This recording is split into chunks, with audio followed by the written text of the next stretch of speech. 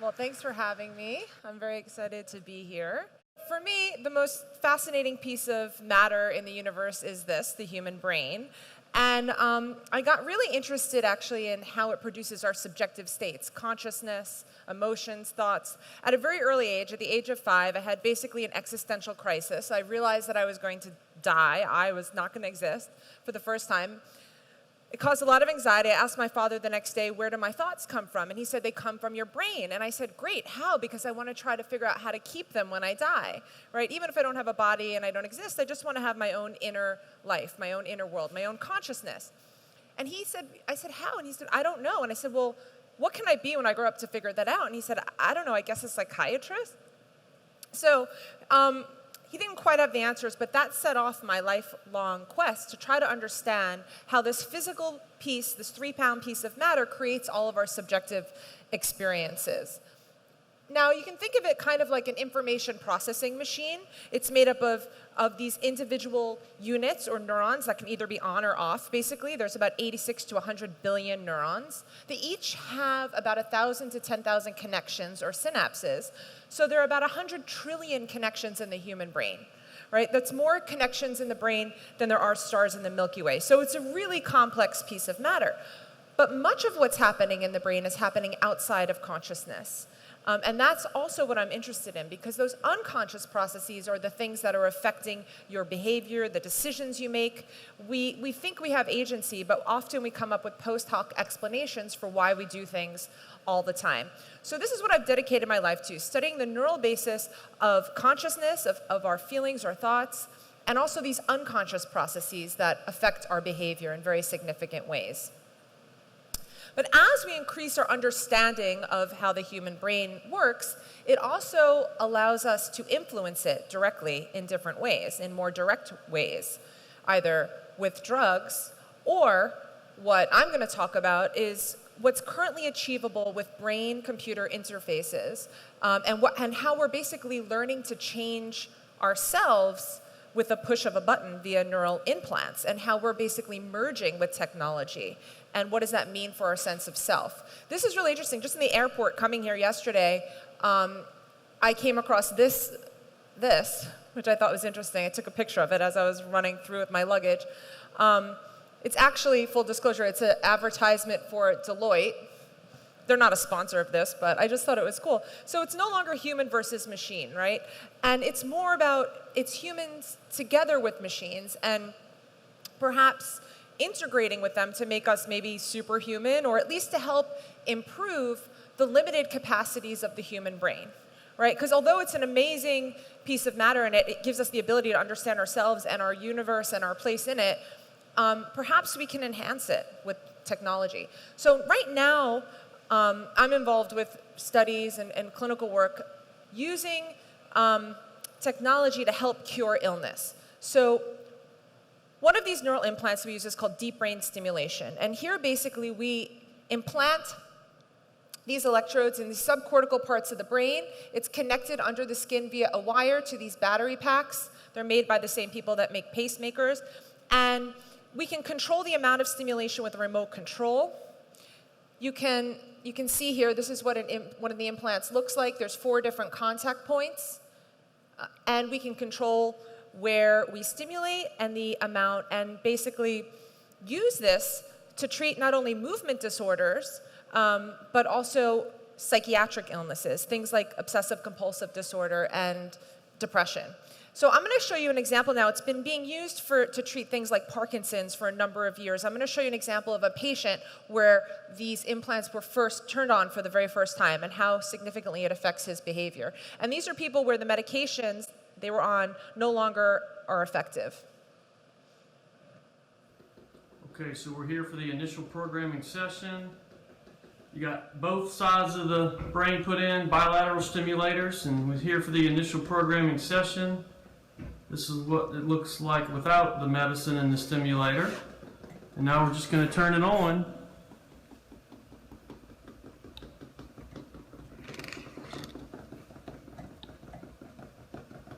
If I can get my fat fingers to hit the button, there we go. See how that feels. How you feel? A lot better. Yeah. Excellent. Try tapping both your fingers for me. Excellent. All right. Feels pretty good? Oh, yeah. Okay, good. Excellent. So it's pretty impressive. And now we're starting to use this technology in a variety of different disorders, both neurological and psychiatric. As I said, for obsessive compulsive disorder, for depression. And these are people where nothing else has worked, right? So they've been depressed for years. They've tried every medication. They've tried ECT or electric shock therapy. And you can kind of think of it like electric shock therapy is like something doesn't work on your computer. You just kind of like turn it off and reboot it, and then suddenly it works again. You don't know exactly how. Whereas deep brain stimulation is targeting very specific circuits that we know are involved with the disorder. And there's less side effects. And it's actually considered minimally invasive surgery. The patient's awake during the surgery because the brain itself actually doesn't feel any pain. Even though it's the center of our subjective sense of pain, it doesn't feel pain itself. These are what the electrodes, again, look like implanted. And as an alternative for these severe treatment refractory patients, we used to go in and lesion those parts of the brain. But then if it doesn't work, they permanently have brain damage. But this is reversible and adjustable with way less side effects. Now, one other example I'm going to show you is a patient who, this is again in the operating room when the electrodes are turned on for the very first time, and you can see her immediate reaction. Oh, man.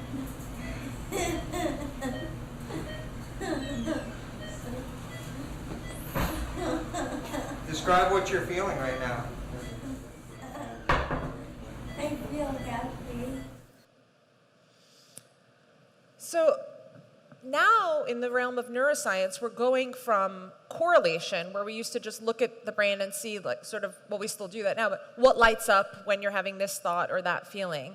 We're going from correlation to causation, right? We're actually going in, stimulating the brain directly, and manipulating people's emotions. So be nice to neuroscientists, because we have our finger on the button. I'm just saying. Now, so those are electrodes that we put in that actually stimulate specific circuits. And the point is that we don't know exactly how it's working. Is it knocking out a faulty circuit, or is it reactivating a circuit that wasn't working before? We don't know the exact mechanisms, but we know that clinically it works and it's effective. And also for each different disorder, there are different targets in terms of where we place these electrodes. They're not the same for everything. But then there's also these brain-computer interfaces where we can implant these microarrays and create and record from neural activation.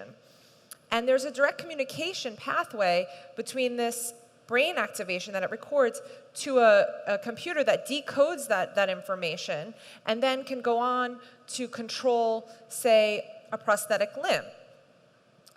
So, for example, people who are paralyzed can, this is a woman, for example, in the lab who took a drink from a cup of coffee with her prosthetic limb by just using her thoughts. It's implanted in premotor cortex, so you can think about moving your arm, and this prosthetic limb will move. More recent research from Caltech has now been able to give information back, sensory information from a prosthetic limb back into the brain, so you can actually feel things from that arm. There are people who are completely paralyzed, who are otherwise unable to communicate, who can now use their thoughts to move a cursor on a screen and type out a message.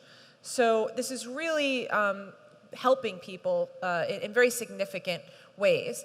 And Elon Musk, of course, recently started this brain-computer interface company called Neuralink, where this is just a simulation, it's not what it really looks like, but basically they're creating these devices called NeuroLace that can actually be implanted in the human brain for direct computer brain interfaces, and they'll basically be these tiny mesh, flexible, thin sensors that are injected and can fully integrate with brain cells, basically making us like human cyborgs, making this a real possibility. And as these electrical implants sort of develop, I mean, right now they're like a Model T Ford, in the very, very early stages, right? But as our understanding of the brain increases, so will our ability not only to treat these disorders, but also to design cognitive enhancements to basically take a healthy brain and improve it. So to improve things like the brain's processing speed or memory capacity or modulate our emotions in different ways and decrease our need for sleep, perhaps even increase our intelligence and our creativity. The only rate-limiting step here is our understanding of the brain and which circuits that we'd want to manipulate. But of course, I think it's important to consider there's ethical considerations here, right? I mean, for example, who can afford to get the implants? Are they going to be like performance-enhancing drugs, right? The kids who have the cognitive implants are going to do way better on their SATs than other kids, right? So will there be two classes of citizens, right? Implanted and non-implanted. And what if somebody could hack into your neural implant and control your behavior and your thoughts? So, right now these are academic questions, but ultimately my children will probably have to confront these questions firsthand. These are things that are in the works. And the technology is going to keep developing because it's being used to treat illness. But we're very close to where we're going to start using it for this cognitive enhancement. And then it gets into more philosophical questions about what is that going to mean for our own personal identity? Because our brains are responsible for our sense of self. Our sense of self is just another kind of ingrained neural circuit in our brain, and we can manipulate it to change people's sense of self. And so what happens when we start to transform ourselves with these neural implants that can modify our behavior and our mood and our personality? And how much of the brain do you need to basically maintain your sense of self? And what does it mean to be human? There's this philosophical thought experiment called the silicon chip replacement thought experiment, which says, like, what if I just took one neuron and replaced it with a silicon chip? Would you still be you? But what about 2, 3, 4, at what point are you still you? At what point are you still conscious? This finally brings us to questions, I think, of human identity. And so if you think about the brain as it develops, it's like a piece of clay, and it's sculpted over a lifetime by our experiences. Our genes kind of provide the raw material and a few preformed contours, but our neurons are sort of wired up every day as we interact with the environment.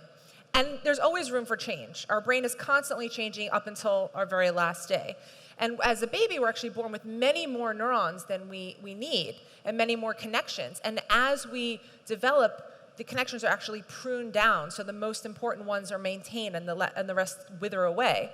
So I think maybe identity, like information, is a matter of differentiation, of defining ourselves by what we're not, or what we do and don't reach for. That's my son reaching for. It wasn't plugged in, so it was fine. And then finally, I think we really need to think about these AI systems that are developing. And will they be conscious like us? Will they also have a sense of self? And in order to ever really know this, I think they'll be able to pass the Turing test, but the real question is, do they actually have subjective states? And to understand this, we really need an overarching theory of consciousness. There's a lot of theories out there, which in a whole separate lecture I can get into, but we need to really have an overarching theory to determine whether, does a bee have it? Does a fetus have it? Does this AI program have it? Does the internet have it? And it makes a difference if these systems can have feelings, because you can kick your refrigerator now and it's okay, it doesn't matter. But if it can feel pain, there's some ethical considerations. It does matter. I think it's the most important question. I think these systems are more intelligent than us in many ways. They can do mathematical calculations much better and quicker than us. But the real question is, are they conscious? And if they can have subjective states, where will that leave humans?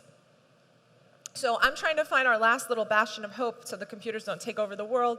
Basically, I'm thinking maybe perhaps creativity or common sense, or having your own inner world, this inner world of imagination and contemplation and self-reflection and emotion. And perhaps maybe even wisdom, the quality of having both experience and knowledge and good judgment and just plain common sense, right? People have been trying for a very long time to instantiate just simple common sense. These AI systems can do very complex things, but simply just experiencing the color red, a pure sensation, which we can do from the moment we're born, we can't seem to get that. And the same thing with common sense. Just how do you instantiate common sense into these systems? So for me, still the brain is the most complex piece of matter, and as we start to understand it, maybe we can mimic it, maybe we can duplicate it, but whether that system will be conscious, I think, is still an open question.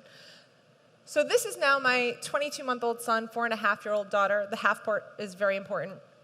They're still in the very early phases of brain development.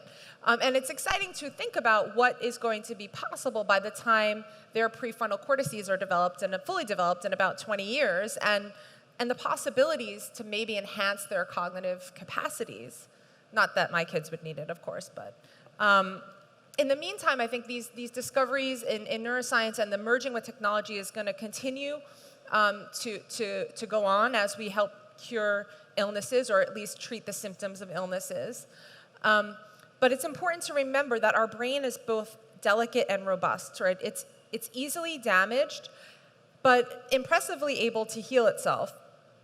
And each of us is, no matter where you are in life, is midway through a stage of self-creation, self-discovery, as our brain is continually being shaped by our experiences. But perhaps merging with technology is the next level of our human evolution.